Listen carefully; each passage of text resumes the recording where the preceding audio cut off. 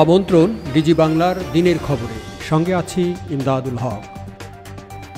শুরুতেই শিরোনাম। প্রযুক্তির শক্তিতে ঘুচবে বৈষম্য, সজাগ থাকার আহ্বান তথ্য প্রযুক্তিবিদদের। প্রাযুক্তিক স্বনির্ভরতায় আঞ্চলিক সহযোগিতার ডাক দিলেন জয়। সাম্যের জয়গানে বাংলাদেশে চলছে প্রযুক্তির অলিম্পিক। সব ভিডিও থেকে ডিসলাইক কাউন্ট সরাবে ইউটিউব। ক্ষুদ্র ব্যবসায়ের জন্য সাবস্ক্রিপশন সেবা আনলো অ্যাপল। মেম্বার্স ব্যবহারকারীদের বিনামূল্যে পলিশিং ক্লোথ দিচ্ছে স্যামসাং। এবং বিজ্ঞাপনের কৌশল পাল্টাচ্ছে ফেসবুক ও ইনস্টাগ্রাম। এবার পুরো খবর। প্রযুক্তির শক্তিতে ঘুচবে বৈষম্য, সজাগ থাকার আহ্বান তথ্য প্রযুক্তিবিদদের। আনন্দলোকে মঙ্গলালোকে বিরাজ সত্য সুন্দরকে আলিঙ্গনের মাধ্যমে বুধবার থেকে ঢাকার বঙ্গবন্ধু আন্তর্জাতিক সম্মেলন কেন্দ্রে শুরু হলো 4 দিনের তথ্য প্রযুক্তির Olympic world Congress in information সম্মেলন। একই সঙ্গে উদ্বোধন করা হলো অ্যাসোসিও ডিজিটাল সামিট 2021। বাংলাদেশের সুবর্ণ জয়ন্তীতে বিশ্বের 85টি দেশের অংশগ্রহণে হাইব্রিড মডেলে অনুষ্ঠিত WCITর রজত সম্মেলনের উদ্বোধন করেন বাংলাদেশের রাষ্ট্রপতি মোহাম্মদ আব্দুল হামিদ। বঙ্গভবনের গ্যালারি হল থেকে ভার্চুয়ালি যুক্ত হয়ে উদ্বোধনী বক্তব্যে করোনা মহামারীর দুঃসময়ে প্রযুক্তি সবচেয়ে নির্ভরযোগ্য ভূমিকা পালন করেছে বলে মন্তব্য করেন তিনি। করোনা মহামারী মোকাবেলায় সবচেয়ে নির্ভরশীল মাধ্যম হয়ে ওঠে তথ্য প্রযুক্তি। কোভিড-19 মহামারীকালে তথ্য প্রযুক্তির স্থানীয় বাজার অকল্পনীয় প্রসার লাভ করেছে। এই মহামারীকালে তথ্য প্রযুক্তি ব্যবহার করেই দেশের অর্থনৈতিক কার্যক্রম সচল রাখা হয়েছে। আইসিটি বিভাগ কোনো রকম অর্থ ব্যয় ছাড়াই সুরক্ষা প্ল্যাটফর্ম তৈরি করে করোনার টিকা কার্যক্রমকে সুষ্ঠু ও সুন্দরভাবে পরিচালনায় সহযোগিতা করেছে। এই সময় চতুর্থ শিল্প বিপ্লবের চ্যালেঞ্জ মোকাবেলায় নেতৃত্ব দিতে সকলকে একসঙ্গে এগিয়ে যাওয়ার প্রতি গুরুত্বারোপ করেন তিনি। ডিজিটাল বাংলাদেশ বাস্তবায়নের ফলে আমাদের সামনে চতুর্থ শিল্প বিপ্লবে নেতৃত্ব দেওয়ার সুযোগ তৈরি হয়েছে। এক্ষেত্রে প্রযুক্তিবিদদের সতর্ক থাকারও পরামর্শ দিয়েছেন রাষ্ট্রপতি। তথ্য প্রযুক্তি একদিকে যেমন আমাদের জন্য অবারিত সুযোগের দ্বার উন্মোচন করেছে, তেমনি এর অপব্যবহার ও জালিয়াতির কারণে অনেক চ্যালেঞ্জেরও জন্ম দিয়েছে। এসব চ্যালেঞ্জ মোকাবেলায় তথ্য প্রযুক্তিবিদদের সজাগ দৃষ্টি রাখতে হবে। উদ্বোধনী অনুষ্ঠানে স্বাগত বক্তব্য দেন সম্মেলনের প্রধান আয়োজক উইটসা প্রতিনিধি সংস্থা বাংলাদেশ কম্পিউটার সমিতির সভাপতি মোহাম্মদ শাহিদ উল মুনির। আরও বক্তব্য রাখেন উইটসার চেয়ারম্যান ইয়ানিস সিরোস, বাংলাদেশ কম্পিউটার কাউন্সিলের নির্বাহী পরিচালক ডাক্তার মোহাম্মদ আব্দুল মান্নান এবং তথ্য ও যোগাযোগ প্রযুক্তি বিভাগের সিনিয়র সচিব NM জিয়াউল আলম। ডিজিটাল বাংলাদেশের এই সফলতার কথা সারা পৃথিবীকে জানাতে এবার আমরা WCIT 2021 এর থিম করেছি ICT, the Great Equalizer.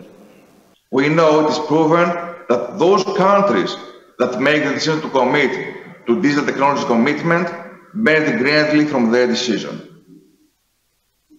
Which's main goal of this Congress is to expand the use of digital technology to realize our vision of fulfilling the promise of the digital age. প্রথম বাংলাদেশ এই মর্যাদাপূর্ণ অনুষ্ঠানের আয়োজন করছে। এই পর্যন্ত প্রযুক্তির সর্বশ্রেষ্ঠ যে অর্জনগুলো রয়েছে সেগুলিকে কাজে লাগিয়ে বাংলাদেশে অনুষ্ঠিত 25তম WCIT 2021 ভবিষ্যতের গ্রেট ইকুয়ালাইজার তৈরির রূপরেখা প্রণয়ন করবে বলে আমি বিশ্বাস করি। একই সঙ্গে WCIT 2021 চতুর্থ শিল্প বিপ্লব নিয়ে আলোকপাত করবে, যা আমাদের ভবিষ্যৎ কর্মপরিকল্পনা গ্রহণে সহায়ক হবে। কৃষি, শিক্ষা, স্বাস্থ্য, অর্থনীতি, শিল্প, ব্যবসা বাণিজ্য, দক্ষতা, কর্মসংস্থান, উদ্ভাবন ইত্যাদি প্রত্যেকটি ক্ষেত্রেই ব্যবহৃত হচ্ছে তথ্য প্রযুক্তি নির্ভর সমাধান। অনুষ্ঠানের সভাপতির বক্তব্যে প্রতিটি ক্ষেত্রে বৈষম্য দূর করার হাতিয়ার হিসেবে প্রযুক্তিকে ব্যবহারের প্রতি সকলের প্রতি আহ্বান জানান তথ্য ও যোগাযোগ প্রযুক্তি প্রতিমন্ত্রী জুনায়েদ আহমেদ পলক। বঙ্গবন্ধুর যে আজীবনের লালিত স্বপ্ন ছিল একটি বৈষম্যমুক্ত স্বপ্নে সোনার বাংলাদেশ গড়ে তোলা, বঙ্গবন্ধুর সেই অসমাপ্ত স্বপ্নকে পূরণের জন্যই বঙ্গবন্ধুর কন্যা জননেত্রী শেখ হাসিনা ব্যবহার করছেন প্রযুক্তিকে এই বৈষম্য মুক্ত বাংলাদেশ গড়ার হাতিয়ার হিসেবে। তাই আসুন আমরা WCITর যে মূল প্রতিপাদ্য ICT, দি গ্রেট ইকুয়ালাইজার, ICTকে আমরা ব্যবহার করি শহর গ্রামের দূরত্ব দূর করার জন্য, ধনী দরিদ্রের বৈষম্য দূর করার জন্য, নারী পুরুষের বিভেদ দূর করার জন্য। আর সেই প্রতিপাদ্য আমরা অনুপ্রাণিত হয়েছি বঙ্গবন্ধুর কাছ থেকে।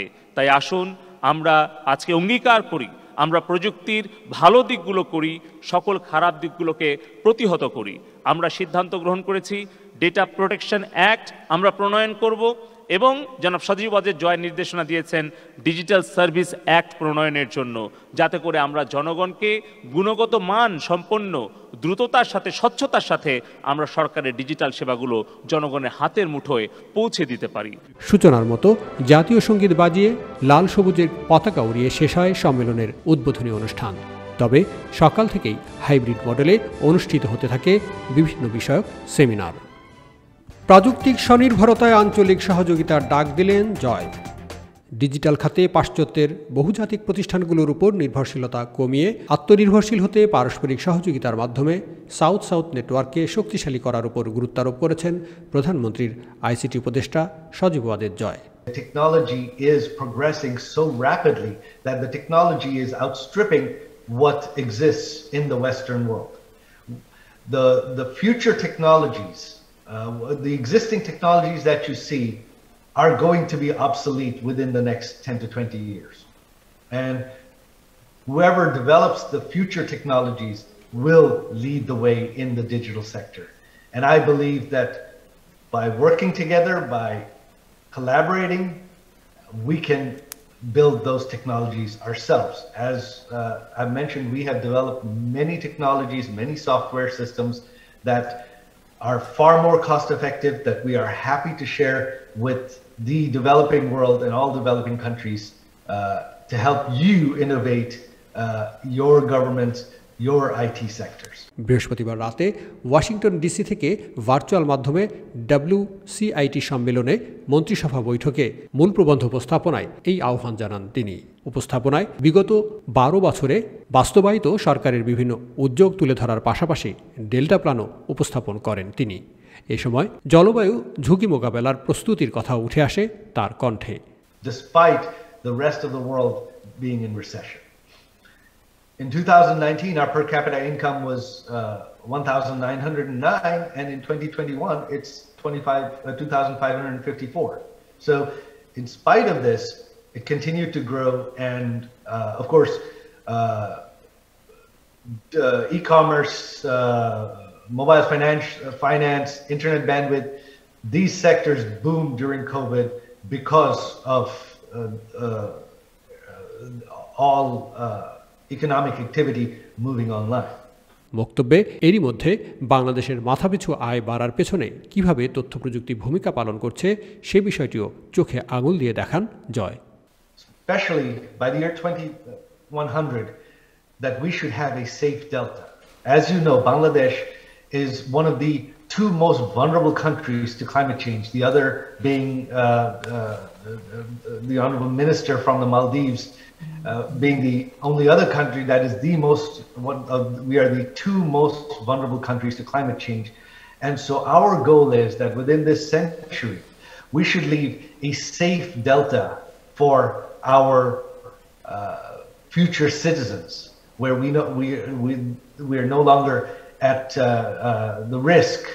সম্মেলনে অংশগ্রহণকারী দেশগুলোকে বাংলাদেশের ERP ও GRP সলিউশন ব্যবহারের প্রস্তাব দেন তিনি। Our colleagues here from developing nations, as you know, the large ERP systems that have been developed by companies from developed nations are extremely expensive.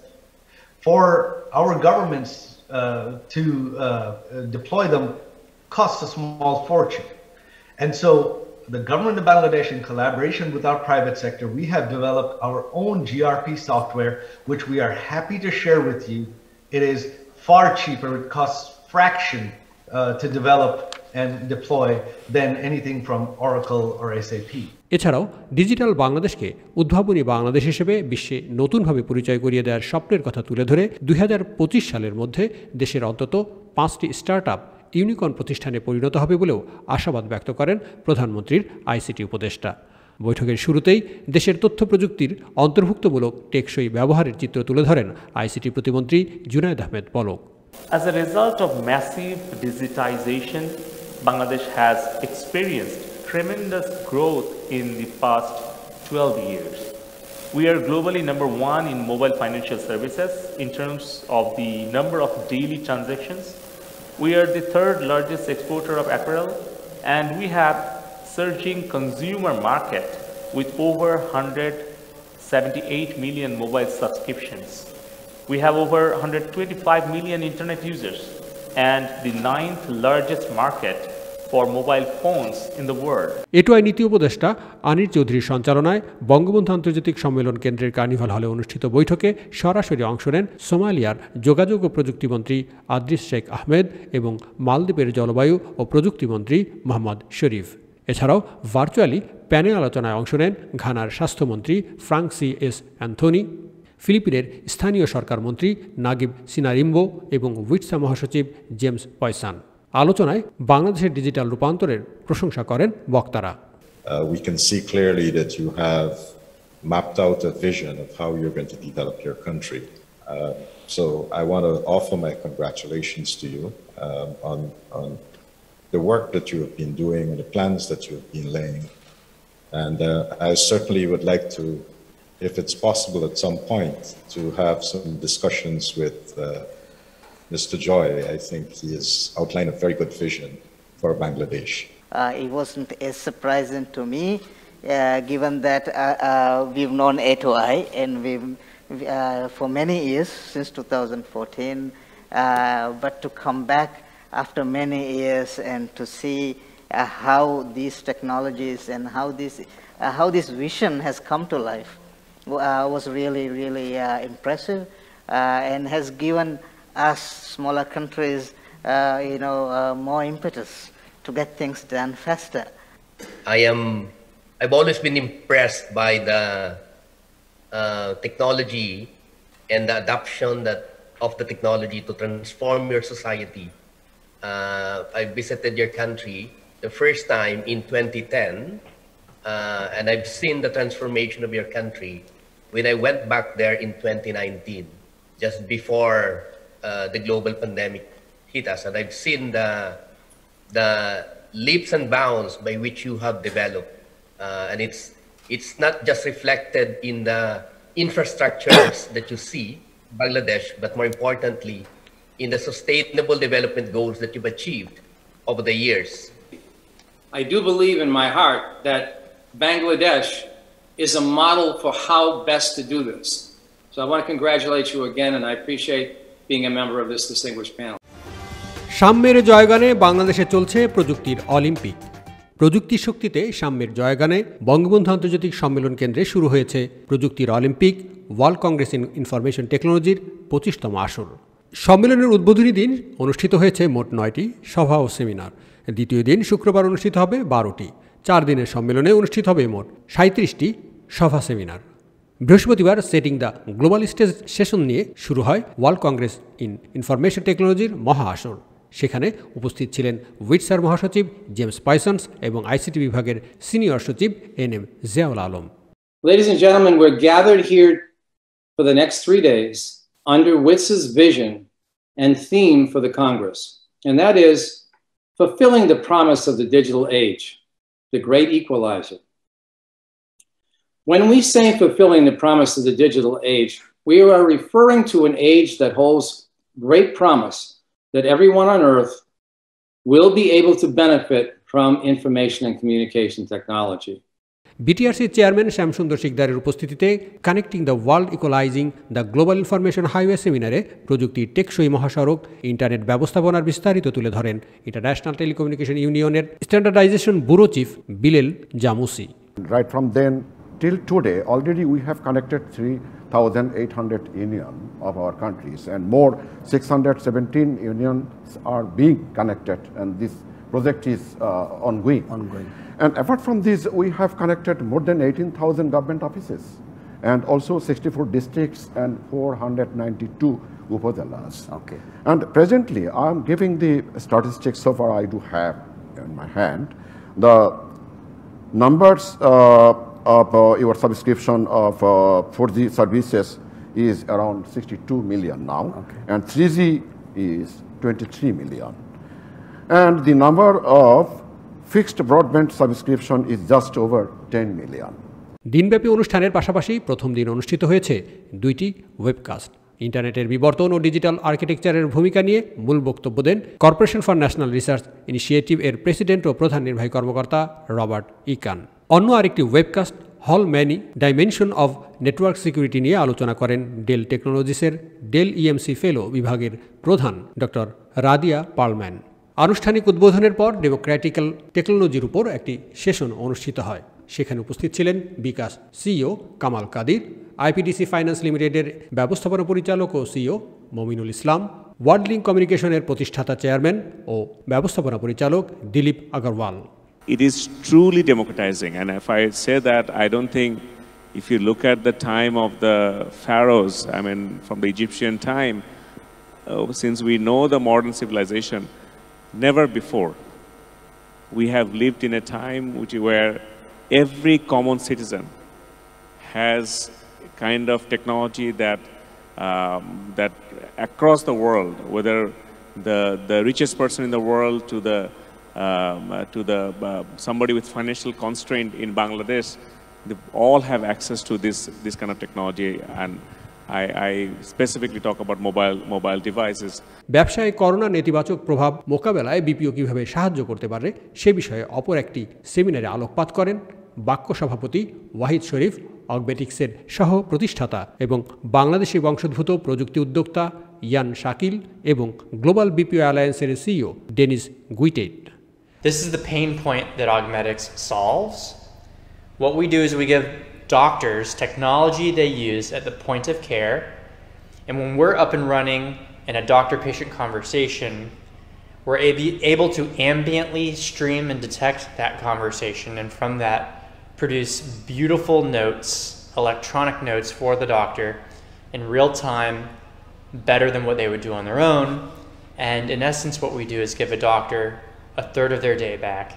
World Congress on information টেকনোলজির প্রথম দিন শেষ হয় ministerial কনফারেন্সের মাধ্যমে। এছাড়াও ফিজিক্যালি ও ভার্চুয়ালি দেশি বিদেশি মন্ত্রীগণও যুক্ত ছিলেন। 12ই নভেম্বর আয়োজনের দ্বিতীয় দিন জাতির পিতা বঙ্গবন্ধু শেখ মুজিবুর রহমানের দ্বিতীয় জন্মশতবার্ষিকী উদযাপন অনুষ্ঠানে স্বাধীন সার্বভৌম রাষ্ট্র ও তথ্য প্রযুক্তিতে দেশকে এগিয়ে নেওয়ার লক্ষ্যে বঙ্গবন্ধু গৃহীত উদ্যোগগুলো উপস্থাপন করা হবে। এদিন অ্যাসোসিও অ্যাওয়ার্ড নাইট অনুষ্ঠানে এশিয়া ওশেনিয়া অঞ্চলের তথ্য প্রযুক্তিতে বিশেষ অবদানের স্বীকৃতি হিসেবে বিভিন্ন ব্যক্তি ও প্রতিষ্ঠানকে সম্মাননা দেওয়া হবে। নজর দিচ্ছি বিশ্ব প্রযুক্তির খবরে।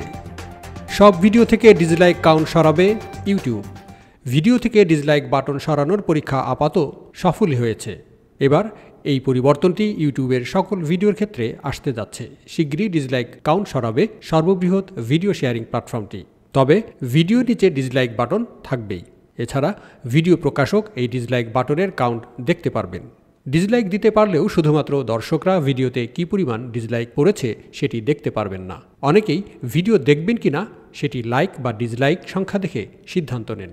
আবার অনেক সময় নতুন এবং ছোট ক্রিয়েটররা ডিসলাইক ক্যাম্পেইনের শিকার হন। দর্শকরা সেটি বুঝতে পারেন না এবং কন্টেন্ট ক্রিয়েটর ক্ষতিগ্রস্ত হন। ইউটিউব বলছে ডিসলাইক কন্টেন্ট সরালে হয়রানি কমবে। এক্ষেত্রে ভিডিও নির্মাতাদের সফল হওয়ার সুযোগ বাড়বে এবং তারা নিরাপদ বোধ করবে। ক্ষুদ্র ব্যবসায়ের জন্য সাবস্ক্রিপশন সেবা আনলো অ্যাপল। ক্ষুদ্র ব্যবসায়গুলোকে তাদের কর্মীদের ব্যবহারের জন্য সরবরাহ করা ডিভাইসগুলো ব্যবস্থাপনায় অনেক বেগ পেতে হয়। তবে অ্যাপল ডিভাইস ব্যবস্থাপনায় এখন থেকে ক্ষুদ্র ব্যবসায়ীদের ভোগান্তি কমবে, কারণ তাদের জন্য নতুন সাবস্ক্রিপশন সেবা চালু করছে অ্যাপল। বিজনেস এসেনশিয়াল, যাকে অ্যাপল সেবা হিসেবে বলছে, সেটি মূলত মাইক্রোসফট বা ভিএমওয়্যারের মতো কোম্পানির ব্যবস্থাপনা সফটওয়্যারের মতো। এই ব্যবস্থাপনা সফটওয়্যারগুলো বড় পরিসরের ব্যবসায়ী প্রতিষ্ঠানের ফোন, ল্যাপটপ এবং ট্যাবলেট সেটআপ ও নিরাপদ রাখতে ব্যবহৃত হয়। তবে অ্যাপলের সংস্করণটি খুবই সাধারণ। 50 থেকে 500 কর্মী আছে এবং যাদের ছোট আইটি বিভাগ আছে কিংবা একেবারেই নেই এমন ব্যবসায়ের জন্য উপযুক্ত। সেবাটি ব্যবহার করতে মাসে $2.99 থেকে $12.99 খরচ হবে। মূলত কী সংখ্যক ডিভাইস ব্যবস্থাপনা করা হবে এবং কতটুকু ক্লাউড স্টোরেজ ব্যবহার করবে তার উপর এই ফিস নির্ভর করছে। মাসিক খরচের পাশাপাশি বাড়তি খরচ দিলে মাত্র 4 ঘন্টার মধ্যে ভেঙে যাওয়া কিংবা নষ্ট হয়ে যাওয়া হার্ডওয়্যার সারাতে বা রিপ্লেস করার সেবা দেবে অ্যাপল। যদিও এই খরচের বিষয়ে এখনও অ্যাপল থেকে কোনো নির্ধারিত ফিসের কথা বলা হয়নি। মেম্বার্স ব্যবহারকারীদের বিনামূল্যে পলিশিং ক্লোথ দিচ্ছে স্যামসাং। সম্প্রতি অ্যাপল তাদের নতুন ম্যাকবুক প্রো এবং এয়ারপডস 3 উন্মোচনের সময় একটি $19 পলিশিং ক্লথ উন্মোচন করে। আইফোন মোছার এই কাপড়ের দাম দেখে অধিকাংশ মানুষই অবাক হয়েছেন। এবার স্যামসাংও নিয়ে এসেছে 20 বাই 20 সেন্টিমিটারের কালো পলিশিং ক্লথ, যা অ্যাপলের কাপড়টি থেকেও বড়। অ্যাপল $19 দাম নিলেও স্যামসাং 1000 গ্রাহককে দিচ্ছে বিনামূল্যে। জার্মানিতে স্যামসাং মেম্বার্স অ্যাপ ব্যবহারকারীরা এই সুযোগ পাচ্ছেন। অ্যাপের মাধ্যমে আবেদন করলে বিনামূল্যে বাসায় পৌঁছে দেওয়া হচ্ছে এই এক টুকরো কাপড়। এই প্রোমো দেখে বোঝা যাচ্ছে এটি এখন শুধুমাত্র জার্মানির জন্য প্রযোজ্য। আগামীতে অন্যান্য অঞ্চলেও এই সুযোগ সম্প্রসারিত হবে কিনা তা নিশ্চিত নয়। বিজ্ঞাপনের কৌশল পাল্টাচ্ছে ফেসবুক ও ইনস্টাগ্রাম। বিজ্ঞাপন দেখানোর ক্ষেত্রে বিভিন্ন স্পর্শকাতর বিষয়ের সঙ্গে সেবা গ্রাহকদের সংশ্লিষ্টতার ডেটা আর বিজ্ঞাপনদাতাদের হাতে তুলে দেবে না ফেসবুক ও ইনস্টাগ্রাম। ওই স্পর্শকাতর বিষয়গুলোর মধ্যে আছে জাতিগত পরিচয়, ধর্ম, বিশ্বাস, রাজনৈতিক মতামত ও স্বাস্থ্যসহ অনেক কিছুই। বিজ্ঞাপনী কৌশলে এই পরিবর্তন প্রসঙ্গে নিজস্ব ব্লগ মেটা ফর বিজনেসে পোস্ট করেছে ফেসবুক ও ইনস্টাগ্রামের মূল প্রতিষ্ঠান মেটা। তাতে মেটার বাজারজাতকরণ ও বিজ্ঞাপন বিভাগের ভাইস প্রেসিডেন্ট গ্রাহাম মাট বলেছেন, এরকম টার্গেটিং অপশন এমনভাবে ব্যবহৃত হতে পারে যা বিভিন্ন ক্ষেত্রে পিছিয়ে পড়া ও সংখ্যালঘু জনগোষ্ঠীর জন্য নেতিবাচক অভিজ্ঞতা সৃষ্টি করতে পারে বলে বিশেষজ্ঞদের কাছ থেকে শুনেছি আমরা। ভার্জের প্রতিবেদন বলছে, মেটা সম্ভবত ইউরোপিয়ান ইউনিয়নে আসন্ন বিজ্ঞাপন নীতিমালা পরিবর্তন মোকাবেলার পূর্ব প্রস্তুতি হিসেবে সাম্প্রতিক পদক্ষেপটি নিয়েছে। নতুন নীতিমালা তৈরি করে টার্গেটিং বেসড বিজ্ঞাপনের উপর নিষেধাজ্ঞা আরোপের চেষ্টা করেছে ইউরোপের নীতি নির্ধারকেরা। মেটার বিজ্ঞাপন ব্যবস্থা বৈশ্বিক হওয়ায় চাইলেই নির্দিষ্ট কিছু বিষয় এড়িয়ে চলা কার্যত সম্ভব নয়। তাই প্রতিষ্ঠানটি ডিটেইল টার্গেটিং গ্রুপ বন্ধ করে দিচ্ছে বলে মন্তব্য করেছে ভার্জ।